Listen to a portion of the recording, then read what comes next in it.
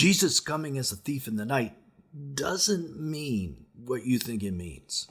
Why is Jesus associated with a criminal? Why does he come at night? Where does the phrase come from? And what does it have to do with being naked? This is Bible teacher Nelson Walters, and today we're looking at this phrase because, as we said, it doesn't mean exactly what you think it means. And that, of course, is why you tell us you follow his channel for teachings you just don't get anywhere else. Let's start by asking why Jesus associated himself with a thief. Jesus was Torah observant, and there is no way he was breaking the 8th commandment, thou shalt not steal. In fact, Jesus associated the Antichrist with being a thief. In John 10:10, Jesus said, the thief comes to kill, steal, and destroy. But I have come that you might have life and have it more abundantly. So this is a bit of a misconception. The day of the Lord comes as a thief. But the day of the Lord will come as a thief in the night. 2 Peter 3:10. And for you know very well that the day of the Lord will come like a thief in the night. 1 Thessalonians 5:1. So it's the day of the Lord that comes upon the world silently and stealthily. Jesus comes back on the day of the Lord, but it is primarily the whole day and all the events associated with that shocks the world, not just Jesus. But here's another surprise. If you listen to the end of his teaching, you'll see the one time in Scripture where Jesus discusses a time he did steal. Yeah, I know. So be sure to keep listening. Ready for a second surprise? The phrase has nothing to do with thieves. Rather, it was a Jewish idiom about being watchful. This second purpose explains one of the craziest Bible verses in all of prophecy. Behold, I am coming as a thief. Blessed are all who are watching for me and who keep their robes, not having to go about naked and exposed to shame. Revelation 16:15. What in the world does this phrase have to do about being naked? Let's find out. I'm sure you want to know this. During the days of the temple, a priest would guard the eternal fire at night. According to Leviticus 6:8-13, the priest would wear linen clothing. The burnt offering is to remain on the altar hearth throughout the night till morning. The fire must be kept burning on the altar continuously. It must not go out. The priest assigned to keep watch over the eternal fire and the menorah were never to fall asleep on their night of service. The high priest was in charge of assuring that the priest assigned to his task didn't fall asleep, so either he or the captain of a temple guard would make rounds to check on the priest. If the priest fell asleep and the guard came upon him snoozing, the guard could take some of the red-hot coals from the altar and place them on the priest's linen clothing. Back in those days, they weren't flame-resistant clothes. So in no time, the linen would burst into flame. And the priest would wake up screaming and tear off his clothes, running burnt, naked and ashamed into the temple courts. A rabbi writer of the Talmud spoke of an uncle of his who had this happen to him. There's a pretty strong incentive to stay awake. Like that? Be sure to like the video as it helps the algorithm send out this message to a wider audience. Now, what does this mean in Revelation 16:15, and how does it relate to the end times? Linen clothing is symbolic of purity. Look what Jesus says in the letter to Laodicea. For you say, I am rich, I have prospered, and I want for nothing, not realizing that you are wretched, pitiable, poor, blind, and naked.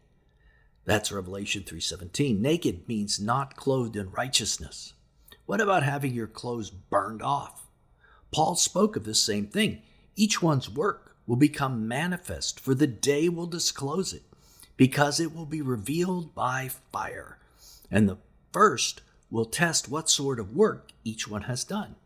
If the work that anyone has built on the foundation survives, he will receive a reward. If anyone's work is burned up, he will suffer loss, though he himself will be saved, but only through fire. 1 Corinthians 3:13 through 15. And how about keeping that eternal fire lit? It's the same as the 5 wise virgins keeping their torches lit. It's keeping their testimony going. So that's where the phrase thief in the night comes from. The temple guard was called the thief in the night. Thus, when Jesus calls himself a thief, as our high priest, he's equating himself with this checking on us keeping our eternal fires going. Look at what Jesus says in his letter to the church of Sardis in Revelation 3:3. Really pay attention to this one. If you will not wake up, I will come like a thief, and you will not know at what hour I will come against you. This verse is never quoted in most churches. I've never heard it, not even once. Why? Well, first, in this passage, Jesus is telling a church member that if they don't wake up, Jesus will come against them. This isn't the usual message of pray the sinner's prayer and all will be fine message. Obviously, being watchful and awake is key to being ready for the return of Jesus and Jesus being for us, not against us. That's not a popular message in most churches that aren't being watchful. And second, and even more surprising, is that Jesus says if you don't wake up, you won't know what hour he is coming. Turn that phrase around. What would it say if we said this backwards? Wake up, and you will know what hour Jesus is coming. Wow, talk about controversial. This is why it is never preached.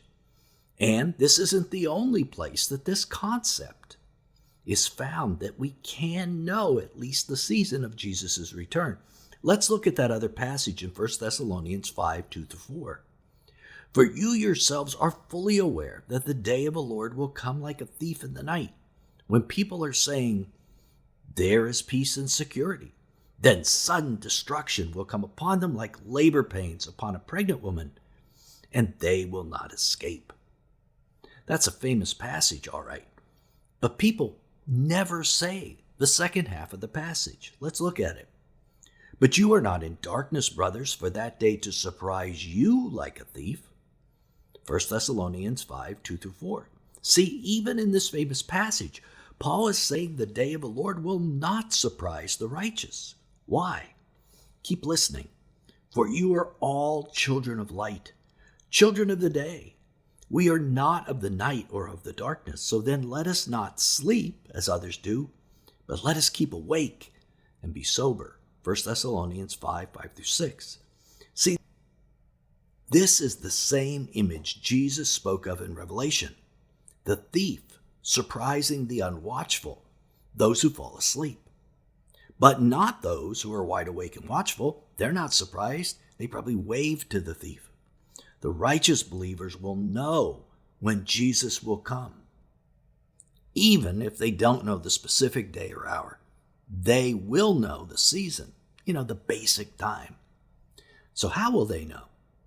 By being watchful, by being awake, looking for the signs of Jesus' return. One of the greatest errors in the church today is saying there are no signs of Jesus' return. This is called imminence, and it is a major false teaching.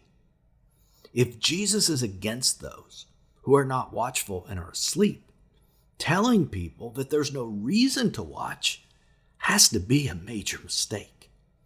And I bet about half of you either follow teachers online who say this, or you go to a church that teaches this. It is the exact opposite of what the Bible teaches, as you can see. So you need to soak up as much teaching as you can of the signs before Jesus is coming. This can be a salvation issue in the parable of the 10 virgins. They were all asleep.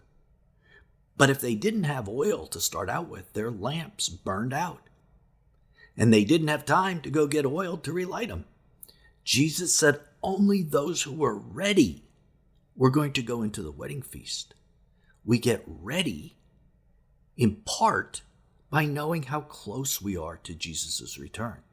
Now let's switch gears and look at the first time the thief in the night was mentioned in the Gospels. It's in Matthew 24.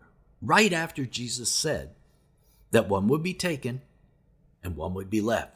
Jesus then said this, "Keep awake, therefore, for you do not know on what day your Lord is coming. But know this, if the master of the house had known in what part of the night the thief was coming, he would have stayed awake and would have not let his house be broken into.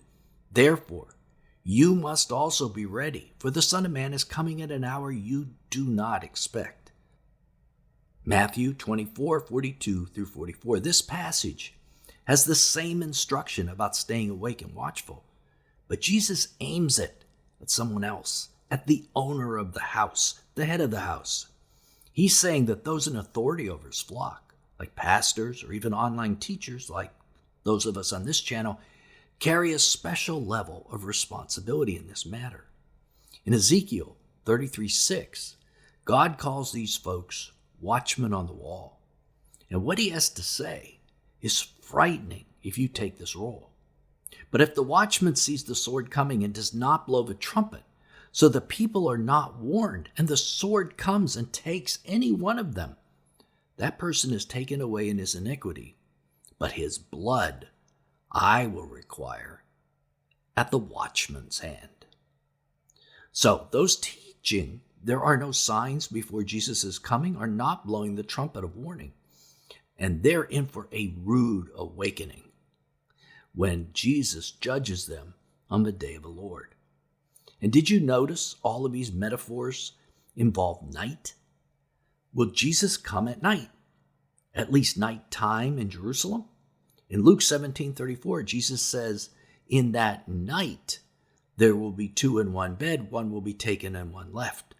In Mark 13:35, Jesus gives 4 options for his coming, and these options are the 4 watches of the night.